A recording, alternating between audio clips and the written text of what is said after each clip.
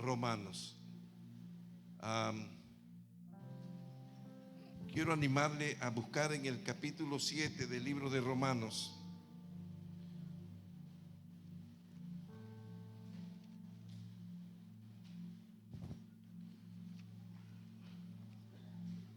Una porción bíblica que por lo general a nosotros los predicadores nos pone a reflexionar mucho y a otros nos insta a cerrar la Biblia por no entender lo que en esta ocasión escribía el apóstol Pablo. Libro de Romanos, vamos a ponernos sobre nuestros pies, ¿sí? Por reverencia, ya va a tener tiempo de estar sentadito, ¿sí? En el libro de Romanos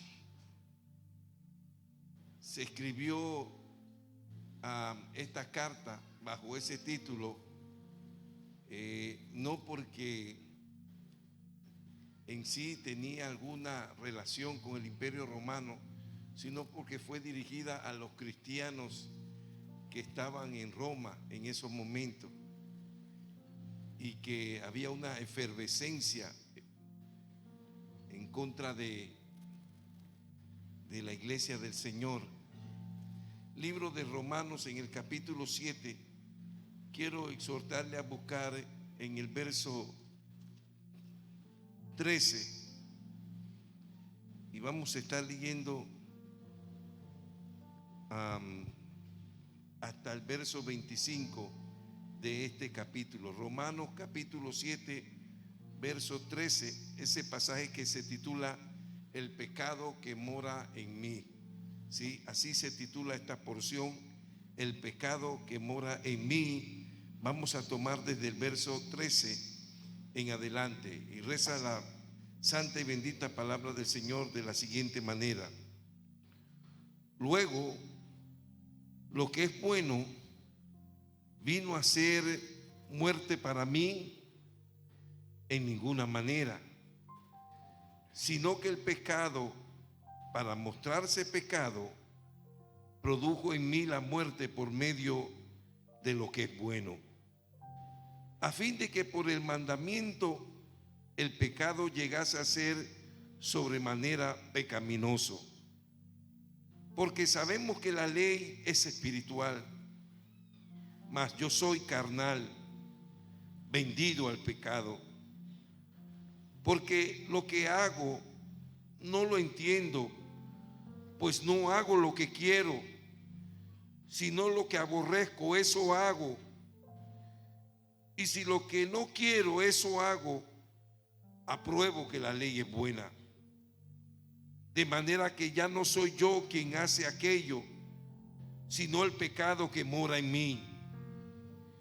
Y yo sé que en mí, esto es, en mi carne, no mora el bien, porque el querer el bien está en mí, pero no el hacerlo. Porque no hago el bien que quiero, sino el mal que no quiero, eso hago. Y si hago lo que no quiero, ya no lo hago yo, sino el pecado que mora en mí. Así que, queriendo yo hacer el bien, hallo esta ley, que el mal está en mí. Porque según el hombre interior, me deleito en la ley de Dios, pero veo otra ley en mis miembros que se rebela contra la ley de mi mente y que me lleva cautivo a la ley del pecado que está en mis miembros. Miserable de mí, ¿quién me librará de este cuerpo de muerte? Gracias doy a Dios por Jesucristo, Señor nuestro.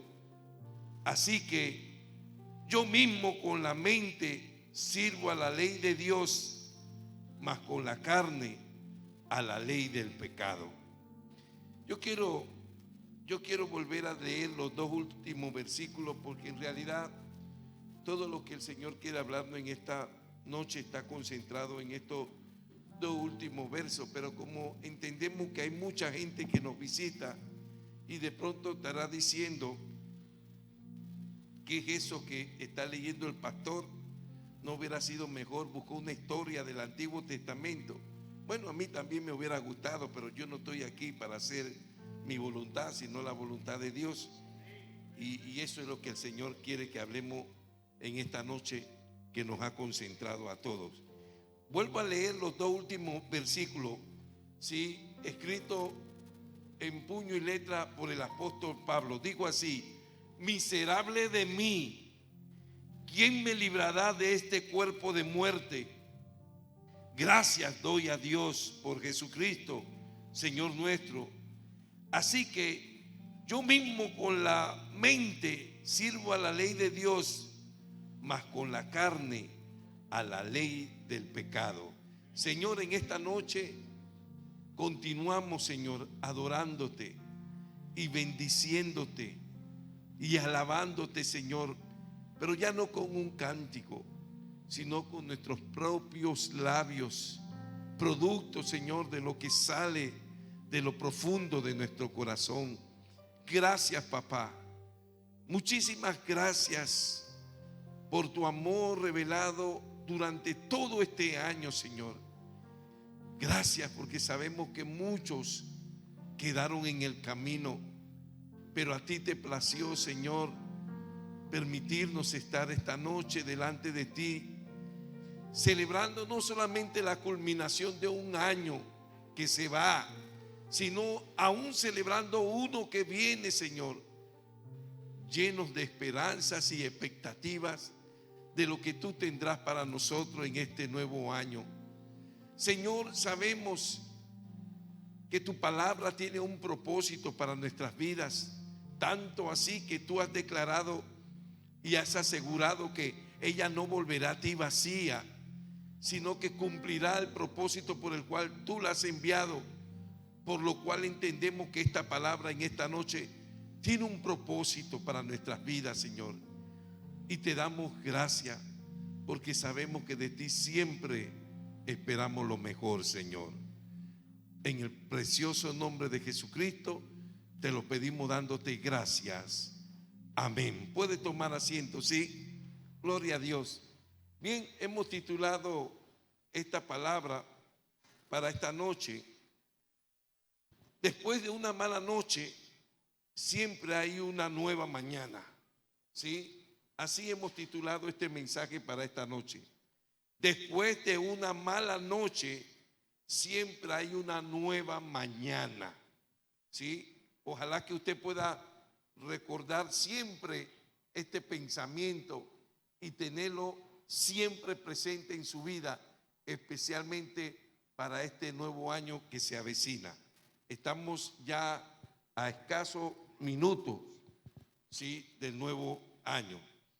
Vamos a ver si vamos más rápido, que me acabo de asustar, acabo de coger un susto, ¿sí?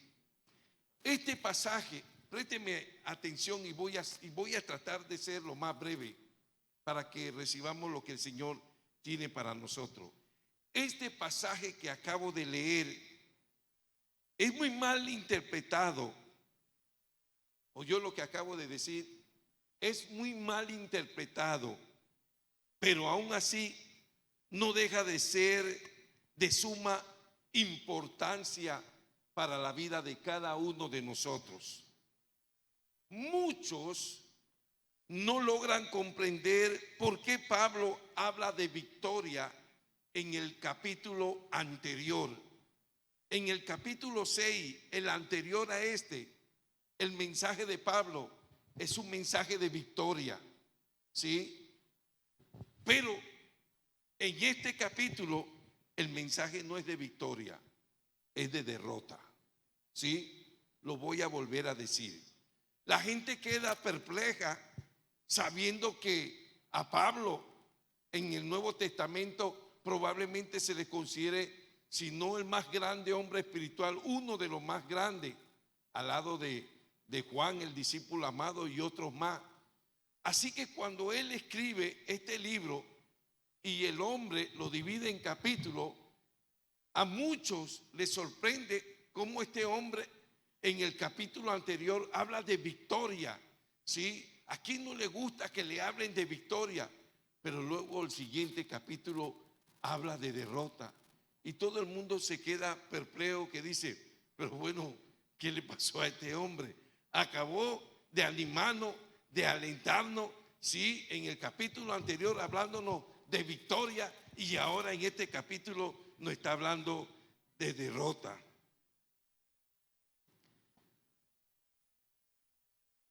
Opinan, así opinan muchos estudiosos de la palabra de Dios, que debería avanzarse inmediatamente de la victoria que se describe en el capítulo 6 y que le mencionaba, a las grandes bendiciones que siguen en el siguiente capítulo, que es el capítulo 8. Me acaba de entender. Los grandes estudiosos dicen, mira, lo mejor que hubiera podido pasar aquí era que este capítulo 7 lo hubiéramos pasado por alto. Si se pudiera arrancar de la Biblia o del libro de Romanos, porque acabamos de leerlo y Pablo está hablando, un hombre, sí, de la estatura espiritual de él, está hablando algo que no logro entender, como si estuviera diciéndonos que siendo él uno de los más grandes hombres espirituales, tenía lucha en la carne. Aparentemente eso es lo que acabamos de entender. Así que decía que muchos opinan que el mensaje que se describe en el capítulo 6, a la hora de avanzarse en la escritura de este libro, inmediatamente de ese tema de la victoria del capítulo 6, debió brincarse directamente a las grandes bendiciones que se registran en el capítulo 8, pero la realidad no es así. Oiga, y eso en esta noche a todos y cada uno de nosotros debe llamarnos la atención. ¿Por qué Pablo habló de victoria? ¿Sí? Y luego habla de derrota. Y luego habla de muchas bendiciones. ¿No hubiera sido mejor saltar de victoria a las muchas bendiciones y pasar por alto las derrotas? Sí, en nuestra lógica, en nuestro razonamiento pareciese que debería ser así, pero vamos a descubrir lo que el Espíritu de Dios nos quiere revelar a nosotros en esta noche. Romanos capítulo 6 explica que los creyentes están muertos al pecado. Eso es lo que describe el capítulo 6 de Romanos, y que personalmente nosotros utilizamos mucho para la hora del bautismo, porque allí en el capítulo 6 se explica, se habla del bautismo como una victoria, escúcheme, como una victoria del cristiano cuando baja las aguas, porque allí nosotros damos testimonio públicamente de que hemos dejado nuestra vieja manera de vivir para adoptar una nueva manera de vivir. Hemos determinado dejar una vida de pecado, de luchas, ¿sí?, de faltas y de fallas, para empezar a vivir una nueva en Cristo Jesús. Decía, eso es lo que se explica en el capítulo 6 del libro de Romanos, que los creyentes están muertos al pecado porque están identificados con Cristo en su muerte y resurrección. Pero, escuche lo que voy a decir. El capítulo 7 analiza una cuestión vital en la vida cristiana. Oiga lo que acabo de decir. Esos pocos versos que yo cogí del capítulo 7 analiza una cuestión vital en la vida cristiana: la relación del creyente con la ley de Dios y la relación con su vieja naturaleza. ¿Qué le quiero decir? Que es sorprendente que Pablo, siendo Pablo, muestre una sencillez en su corazón para decirnos a nosotros que sería maravilloso, que sería espléndido, que cuando todos nosotros nos bauticemos, inmediatamente empecemos a vivir vidas llenas de bendiciones. Pero ¿sabe qué está haciendo ese hombre con este capítulo? Nos está diciendo otra verdad que nadie se atreve a hablar. Oiga lo que estoy diciendo. Lo voy a volver a repetir. Cuando él escribe el capítulo 6, que describe que el bautismo, cuando todos los cristianos nos bautizamos, esto debe ser una puerta que se abre de victoria para nosotros.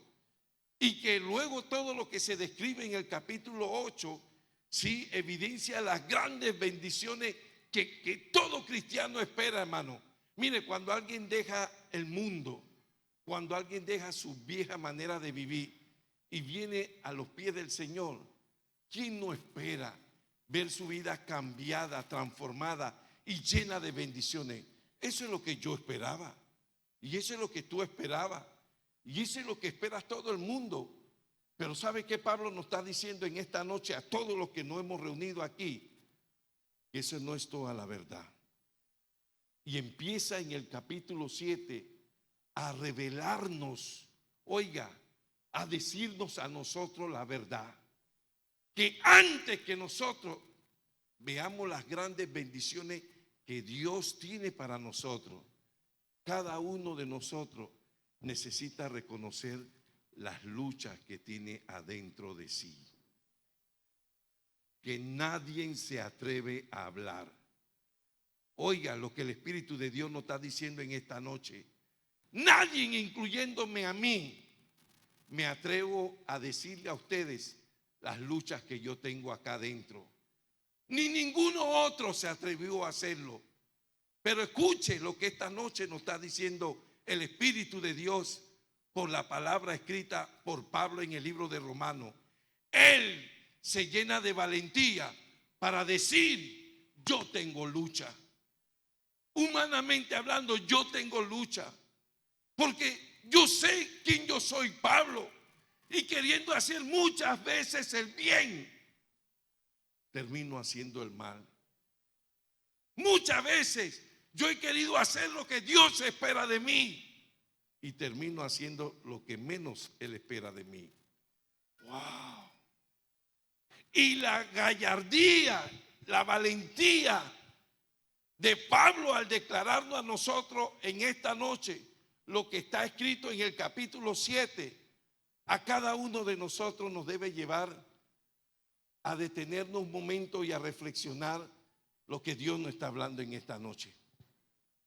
¿Sabe por qué? Porque es cierto lo que dice Pablo.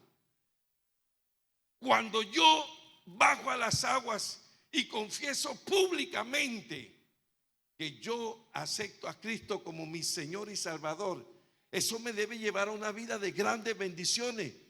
Pero hay una realidad, que antes de llegar a las grandes bendiciones que están prometidas en la palabra de Dios, hay algo que nadie quiere hablar, y es de las luchas internas que tenemos acá adentro.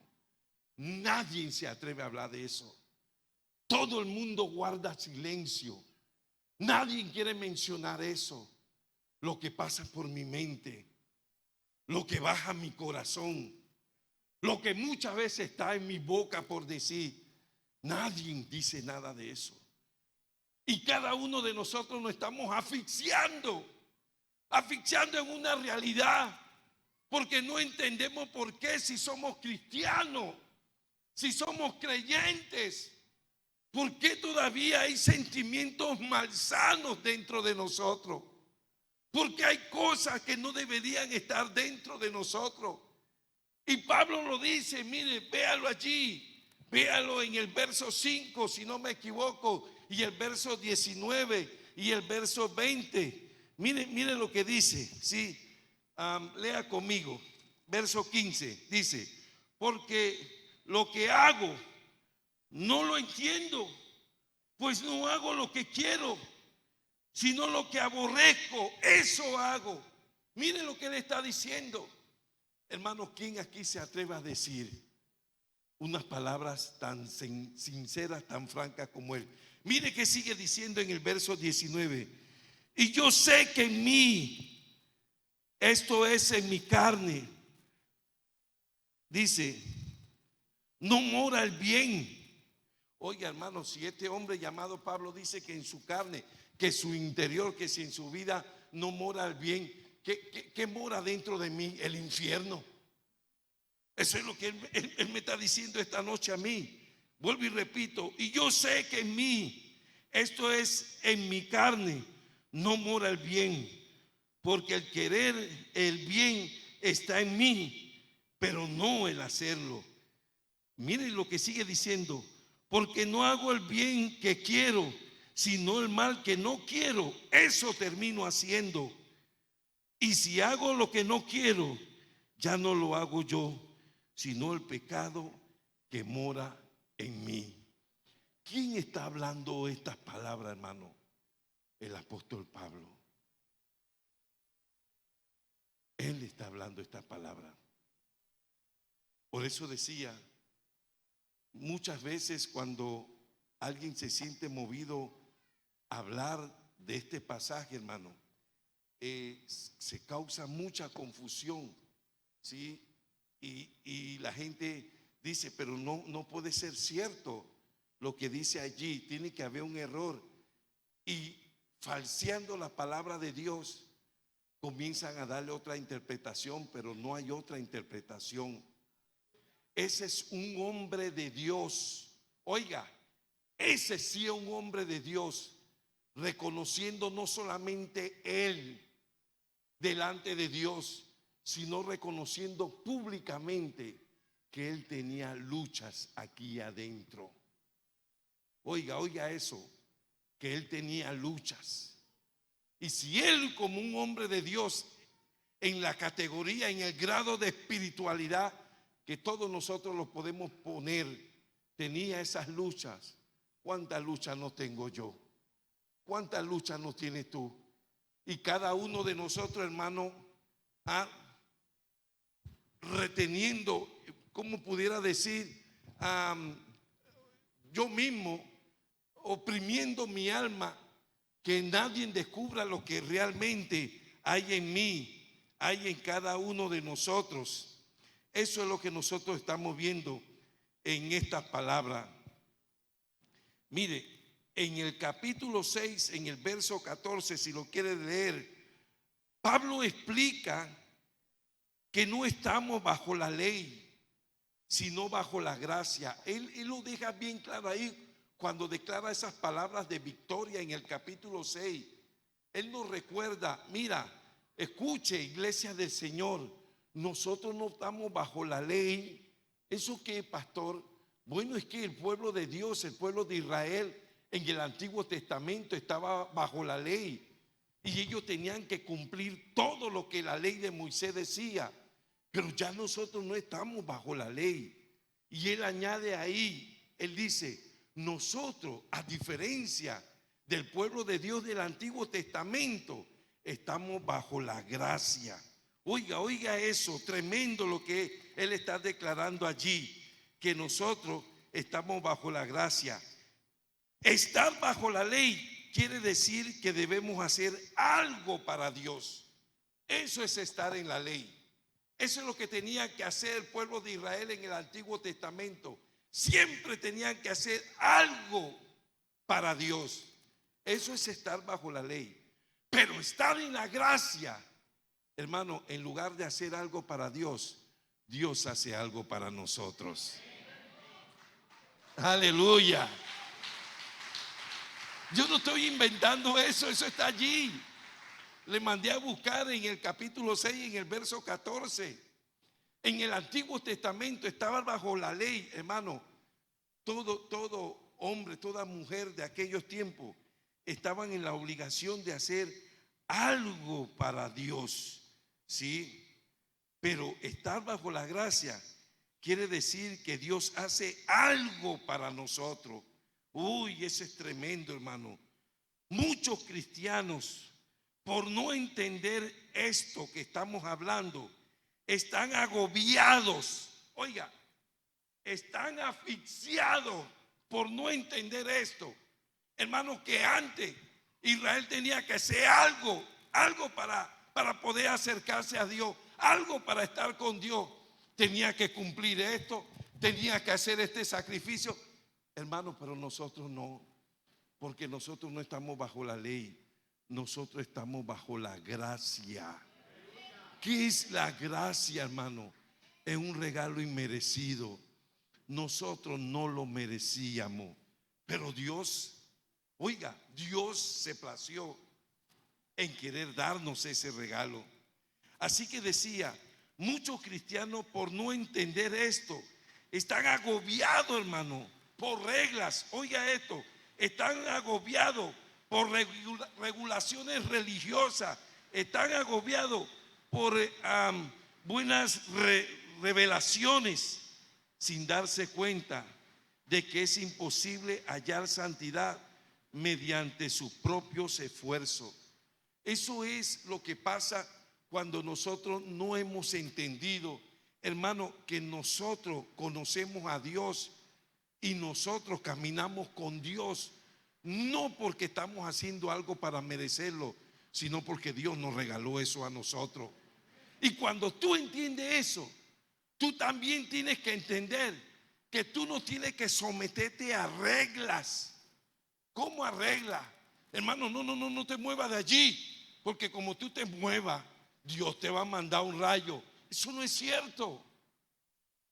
Hermano, no use esos pantalones rotos, porque si tú te atreves a usar uno de esos pantalones rotos y te subes al altar, te mueres ahí mismo. Eso no es cierto. Yo quisiera que me dieran permiso para subir con pantalones rotos también, porque eso no es cierto. Eso son regulaciones religiosas, hermano. Porque a mi papá no le importan mis pantalones, lo que le importa es tu corazón y mi corazón. Porque si mi corazón está bien, toda mi vida está bien. Pero el hombre que no entiende eso, hermano, la mujer que no entiende eso, decía, se llena de reglas, de regulaciones religiosas, hermano, tratando de que, escúcheme, tratando de que con eso yo pueda alcanzar la santidad. Pero déjeme decirle que la santidad no se alcanza con ningún esfuerzo humano que yo haga. Yo solamente me tengo que rendir al Señor y su santidad se va a derramar sobre nuestros corazones. Aleluya. Déjeme seguir diciéndole. Decía, qué triste que muchos cristianos, por no entender esta verdad, ellos mismos, hermano, porque eso no está en la Biblia, se han establecido todo tipo de normas para alcanzar, como decía, la santidad, pero eso lo hacen con sus propios esfuerzos, porque eso no se puede alcanzar de esta manera, como fue el caso del mismo Pablo. Oiga, como fue el caso del mismo Pablo. Eso es lo que él no está diciendo allí. Él está diciendo ahí, mira, yo quería hacer esto, yo quería hacer lo otro, yo quería hacer lo que yo sé que a mi Padre le va a agradar, pero la realidad era otra. Terminaba haciendo lo malo. Yo me imagino que él decía, yo quiero tratar que de mi boca no salga una mentira, pero me he vuelto el más grande mentiroso. Yo quiero respetar los bienes ajenos y no tocarlos, pero me he vuelto un vil cleptómano que toco lo que no es mío. Y yo quisiera, pero él declara, pero no lo puede hacer, porque hay algo en su interior que lo mueve a rebelarse y a no hacer lo que él quisiera hacer. Así, escúcheme, escuche lo que el Espíritu de Dios nos está diciendo. Así, si no todos, muchos de nosotros estamos viviendo este camino. Y hermano, estamos esforzándonos.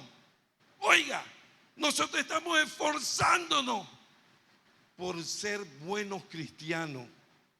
Pero ser buenos cristianos no se puede alcanzar con esfuerzo humano.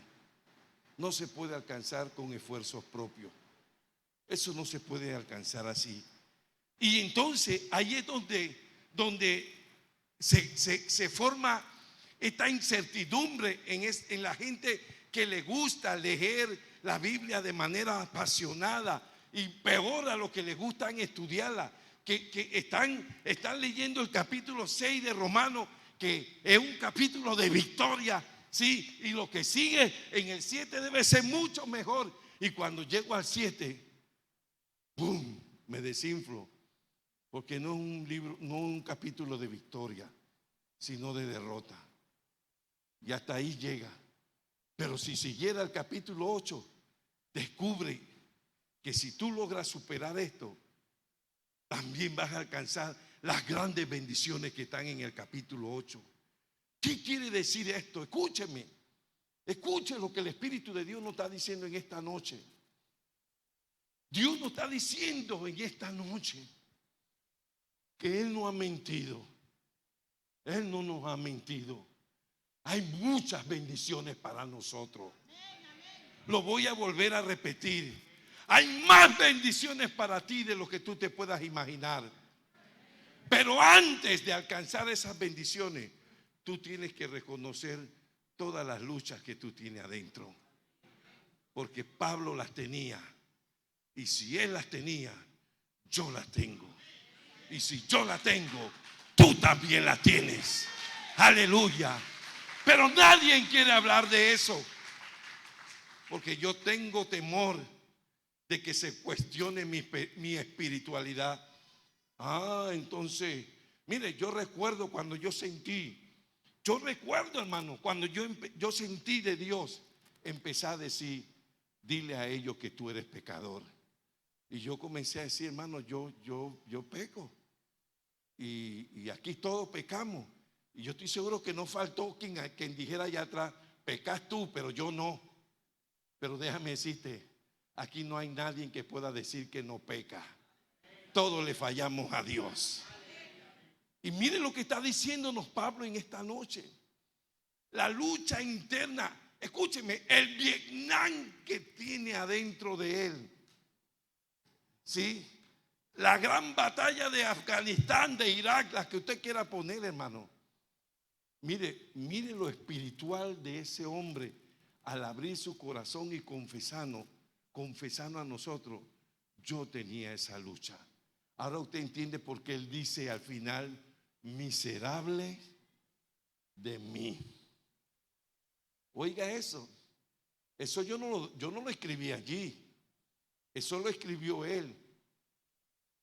Viéndose en ese espejo, enfrentando esas luchas, él dijo: miserable de mí.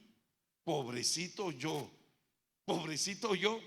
que Dios me llevó al cielo para escuchar todo lo que yo tenía que escuchar y venir a decírselo a la iglesia aquí en la tierra. Y tengo estas luchas y tengo estos problemas aquí adentro. Que oye, yo fui a un viaje hasta el tercer cielo. Oiga eso, hermano. Oiga, escuche lo que el Espíritu me está diciendo en esta noche. Si un hombre que tuvo la oportunidad de ir hasta el cielo, a la misma presencia de Dios y estar con Dios, me está diciendo esta noche que él tiene luchas. ¿Quién de nosotros no tiene lucha, hermano? Pero ¿sabe lo que tiene ese hombre que lo diferencia de mí? Que él era sincero y yo no. Porque él tenía lucha y lo decía. Pero nosotros tenemos lucha y no se la decimos a nadie. Oye, nos estamos asfixiando, nos estamos ahogando. Usted no sabe, como pastor, cuántas cosas a mí me toca atender. Gente que me confiesa, son sinceras y me dicen, especialmente los hombres: ¿sabe que los hombres tenemos de pronto más lucha que nadie con la pornografía? Pero hermano, nos estamos asfixiando en eso, pero nadie se atreve a decirlo, porque como yo le diga al pastor, me va a quitar de mi puesto. O sea que el puesto es más importante que mi propio corazón. Y miren lo que está haciendo Pablo para hablarnos a nosotros, para enseñarnos a nosotros. No solamente que él reconocía su lucha delante de Dios, sino que estaba dispuesto hasta a testificarla delante de nosotros. La pregunta es, ¿cuántos de nosotros, hermanos, estamos dispuestos a confesar públicamente las luchas que cada uno de nosotros estamos teniendo? ¿Cuántos? Nadie. Nadie. Pero mire la lección que Pablo nos está dando en esta noche. Oiga, vamos un poquitito más rápido. Vemos, hermanos, aquí por qué el capítulo 7 es tan significativo. Porque qué tremendo, hermanos, qué tremendo lo que estamos viendo en esta noche. El testimonio sincero de este hombre. Dijo en forma, es como si él dijera en forma parafraseada. No lo dice así literalmente, pero es como si lo dijera en forma parafraseada, que siendo cristiano aún luchaba con un viejo fantasma, sí, del que quería librarse. Eso es lo que él está diciendo. Sí, él está diciendo, siendo yo Pablo, oiga, siendo yo Pablo, es como si él no estuviera diciéndolo en una versión, la versión Carlos Caballero. Siendo yo cristiano, yo tengo una lucha con un fantasma. ¿Qué fantasma? Algo aquí en mi interior. Sí, algo que no es tangible, que no lo puedo tocar, pero que es real, que está allí, que no me he podido librar. Y él lo confiesa en los versos 15, 18, 19, 20. Sí. Ahora, escúcheme, en el versículo 24, vamos terminando, ¿sí? Él termina declarando, miserable de mí, ¿quién me librará de este cuerpo de muerte? Oiga lo que él está diciendo. Él está revelando su condición. Pastor, Pablo estaba diciendo, sí, él estaba diciendo, pobrecito de mí. Porque mire, nadie se imagina las luchas que yo estoy teniendo. Ahora, mire lo que voy a decir. Aunque Pablo no lo diga, porque mire lo que él dijo, miserable de mí, ¿quién me librará de este cuerpo de muerte? Ahora, ¿por qué digo esto? Porque aunque literalmente no se dice en este escrito, no lo dice Pablo, uno de los castigos, oiga lo que voy a decir, uno de los castigos para cierto tipo de criminales en la época de él, uno de los tantos castigos que había, ¿sí? De la muerte, era la forma como llevaban a la muerte a la persona, ¿sí? Que los llevaba a morir terriblemente. ¿Cómo así? Mire, cuando un criminal mataba a alguien, yo busqué esa información, hermano. Ahora yo puedo entender por qué él dice, miserable de mí, ¿quién me librará de este cuerpo de muerte? Él era un hombre que viajaba por las naciones evangelizando. Y en aquellos tiempos, una de las formas de castigo a los criminales, ¿sabe cuál era? Agarraban al criminal, ¿sí? Y la persona que él había matado se la amarraban atrás. Oiga eso, aquí estaba el criminal y esa era una de las formas, ¿sí? Como lo llevaban a la muerte, se lo amarraban en la espalda. ¿Qué significaba eso? Que ese hombre, a donde fuera, tenía que llevar a ese muerto, tenía que llevar a esa persona asesinada, para recordarle siempre lo que él había hecho. Oiga eso, oiga. Y la persona empezaba a deteriorarse y empezaba, sí, a descomponerse. Y según declaraciones de estudiosos, dice que ellos mismos no resistían eso y comenzaban a vomitar y esa descomposición se le iba pegando a ellos pero era una forma de castigo específicamente para los grandes criminales de aquellos tiempos. Así que yo quiero imaginarme que esa era la figura, ¿sí? Esa era la figura de lo que Pablo está describiendo ahí, miserable de mí. ¿Quién podrá librarme de este pecado de la muerte. ¿Por qué, hermano? Porque siendo cristiano, escúcheme, él tenía una lucha con su vieja naturaleza. Esa es la lucha que cada uno de nosotros tenemos. Una lucha con mi vieja naturaleza. No es que tú tienes el diablo adentro. No es que yo tenga el diablo adentro, ¿sí? Sino que nuestra vieja naturaleza, nosotros no hemos entendido, como Pablo nos lo está revelando, que muchas veces así como los criminales de aquellos tiempos, que donde él fuera, él tenía que llevar, ¿sí?, a esa persona muerta detrás de él, hasta que un día terminaba muriéndose. Pero eso le iba a recordar toda la vida, ¿sí?, lo que él había hecho hasta que muriera. Y esa es la idea, ¿sí? Esa es la idea de lo que Pablo está hablando, nos está exhortando a nosotros. Dice que no podemos pasar por alto esta verdad, que cuando nosotros venimos a los pies, mire, nadie puede pasar por alto, que queriendo vivir una vida de victoria, de grandes bendiciones, descubre, hermano, que hay algo que no me deja tranquilo. ¿Qué es lo que no me deja tranquilo? Mi vieja naturaleza, lo que la Biblia llama el viejo hombre, la vieja mujer, ¿sí?, que hay en cada uno de nosotros. Eso es lo que él nos está revelando allí, ¿sí? Seguimos un poquitito más rápido. Donde quiera que este criminal fuese, llevaba el cadáver que traía atado, ¿sí? Así lo tenía siempre, con lo cual jamás podía olvidarse, ¿sí?, de lo pesada de esa carga y del dolor, del olor que terminaría matándolo. Así que alegóricamente, así se sentía Pablo, ¿sí?, de manera figurada. Así se sentía Pablo con su vieja naturaleza pecaminosa. A diferencia de nosotros, hermano, que fue muy sincero. Sí, Pablo fue muy sincero, a diferencia de nosotros, hermano, que nos estamos asfixiando con ese viejo hombre que estamos cargando y que ese olor putrefacto nos está matando. Pero nadie se atreve a decirle a nadie.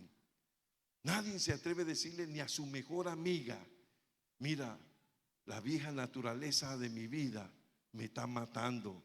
Ni el varón se atreve a decirle a otro varón: mi vieja naturaleza me está matando. Eso era lo que alegóricamente, escúcheme, ¿sí?, el estar rozando ese cuerpo muerto, el estar tocándolo, el estar recordándolo, hermano, eso terminaba matando al criminal. Como si nosotros no somos honestos con nosotros mismos, esa vieja naturaleza nos puede terminar matando. Eso es lo que Pablo está diciendo aquí. Y por eso él termina diciendo: miserable de mí, para que cada uno de nosotros veamos la seriedad del asunto. Ahora, seguro, yo estoy bien seguro, hermano, que ninguno de nosotros nos sentimos llevando a nuestra espalda la pesada carga del viejo hombre. Ninguno de nosotros, lo voy a volver a repetir, seguro que ninguno de nosotros nos sentimos, hablando físicamente, hablando simbólicamente, nos sentimos llevando a nuestras espaldas la pesada carga del viejo hombre o la vieja naturaleza, agobiado con nuestro pasado, pero sí lo hacemos en nuestras mentes. ¿Qué quiero decir? Si es verdad, hermano, que cada uno de nosotros no estamos cargando ese viejo hombre literalmente, como enseña la palabra de Dios, que era el caso de los grandes criminales en aquellos tiempos. Nosotros no estamos haciendo eso así, pero en la mente, escúcheme, en la mente lo estamos haciendo. Lo voy a volver a decir, a ver si me entiende. Mire, después de explicar esto, que esto era una forma de castigo contra los criminales, una de las formas de castigo, quizás ni Pablo llevó encima, ¿sí?, hablando literalmente, ese viejo hombre a su espalda, ni nosotros, ninguno de nosotros estamos llevándolo. pero probablemente lo estemos haciendo en nuestra mente, porque nuestra mente no nos deja tranquilo. Siempre nos vive recordando nuestra vieja naturaleza. Oiga, oiga eso. Siempre no lo llevaremos a nuestra espalda, pero lo llevamos en la mente. Eso sí lo podemos decir. Y seguro que igual que Pablo nos decimos: miserable de mí, porque no le puedo decir a nadie lo que estamos viviendo. ¿Quién nos librará de esta carga de muerte que cada uno de nosotros estamos llevando en nuestra mente? Déjeme decirle, el pecado es una realidad que nosotros con nuestras propias fuerzas jamás podremos vencer. Oiga lo que le estoy diciendo: ninguno de nosotros está capacitado para vencer nuestros pecados. ¿Por qué usted dice eso? Porque si el hombre tuviera esa capacidad de vencer su pecado, Pablo lo hubiera dicho. Pero él no dijo eso. Él dijo todo lo contrario: que cuando yo quiero hacer el bien, descubro que termino haciendo el mal. Quiere decir que él no podía, él mismo con su propia fuerza no podía enfrentar sus pecados. Él no podía vencer sus propios pecados. El problema más serio que confrontamos todos y cada uno de nosotros cuando estamos enfrentando esos momentos es que nuestras vidas quedan en pausa. Oiga lo que acabo de decir. Eso es lo más terrible. Lo más terrible, hermano, escúcheme. Lo más terrible no son las luchas que tú y yo tenemos aquí. Eso no es lo más terrible, hermano. Pastor, si eso no es lo más terrible, entonces ¿qué es lo más terrible? Te lo acabo de decir. Lo más terrible es que cuando cualquiera de nosotros estamos teniendo esas luchas aquí, nuestras vidas quedan en pausa. No le entiendo, pastor. Bueno, voy a usar una figura. Imagínate que aquí hubiera un componente y estamos oyendo alabanza. ¿Qué pasa si alguien viene y hunde el botón de pausa? Se para la música. ¡Ey! Pero por la música, hombre, por la música. Pero se detuvo porque yo apreté el botón de pausa. Mire, cuando yo tengo esas luchas aquí o aquí y no le digo a nadie, nuestras vidas quedan en pausa. Pero ¿cómo en pausa, pastor? Que mire lo que dice el capítulo 6 y lo que dice el capítulo 7 y lo que dice el capítulo 8, que el capítulo 6 habla de victoria, el capítulo 7 habla de derrota y el 8 habla de grandes bendiciones. Esas luchas en mi mente y en mi corazón me mantienen en pausa.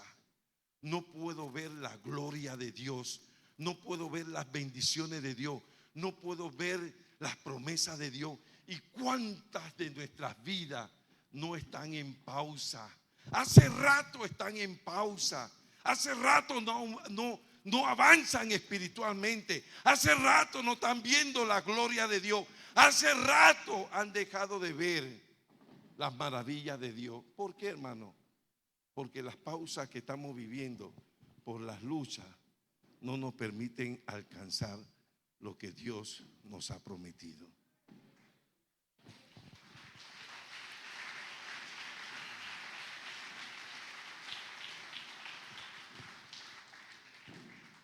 Mire, hermano, esas pausas que quedamos experimentando nos privan a ver los propósitos de Dios en nuestra vida. Y quiero terminar este mensaje como dijo Pablo. ¿Sí? ¿Quién nos podrá librar? ¿Quién nos podrá librar de este pecado de muerte? ¿Quién? Y Pablo termina ahí diciendo: Cristo Jesús. Cristo Jesús, no es tu propia fuerza. Oiga, este es el mensaje. No es con mi fuerza que yo voy a ganar el pecado. No es con mi sagacidad. No es con mi habilidad. Mira, escúchame. Mi astucia servirá para engañarlo a ustedes, pero al diablo no lo puede engañar porque él es el padre de los astutos. A él no lo engaña. O sea que nosotros hay situaciones en la vida que podemos manejar y tener victoria, pero cuando se tratan del campo espiritual, ahí quedamos nulos, hermano. Y eso es lo que decía Pablo: miserable de mí, ¿quién podrá librarme de este cuerpo de pecado? Y mire, él se contesta: Cristo Jesús. ¿Y cómo lo hace Cristo Jesús, hermano? Esa es la pregunta. ¿Cómo lo hace Cristo Jesús? Lo dice el capítulo 8. Aprendiendo a caminar en la presencia del Espíritu Santo. Mire, hermano, el Espíritu Santo no es una opción para que nosotros querramos o no querramos tener comunión con Él, tener relación con Él. Mire, Él dice: miserable de mí, ¿quién podrá librarme de este cuerpo de muerte? Y Él dice: Cristo Jesús. Y luego en el capítulo 8 lo explica cómo en Cristo Jesús. Cristo Jesús me dijo: yo me voy, de cierto me voy. Él dijo: pero no lo voy a dejar solo. Mire, el Espíritu Santo no está para que nosotros le hagamos un nicho y le prendamos vela. El Espíritu Santo está para enseñarnos. El Espíritu Santo está para guiarnos. El Espíritu Santo está para enseñarnos. El Espíritu Santo está para guardarnos. Porque hay muchas cosas que nosotros no podemos hacer ni con nuestra fuerza ni con nuestra inteligencia. Y con eso, hermano, termino como empecé. ¿Cómo lo hace el Espíritu Santo? A través de una relación con Él, porque Él es la solución para nuestras luchas. Ha sido difícil este año para nosotros que terminó. Ha sido difícil, pues empezamos el mensaje diciendo: después de una mala noche, ¿sí?, viene una nueva mañana. Mire lo que Dios nos está diciendo: no has podido avanzar porque has tenido tu propia lucha y no le has dicho a nadie. Bueno, Dios te ha dado la respuesta hoy. Si has tenido una mala noche, si has tenido un mal año, no te preocupes, porque después de una mala noche viene una nueva mañana.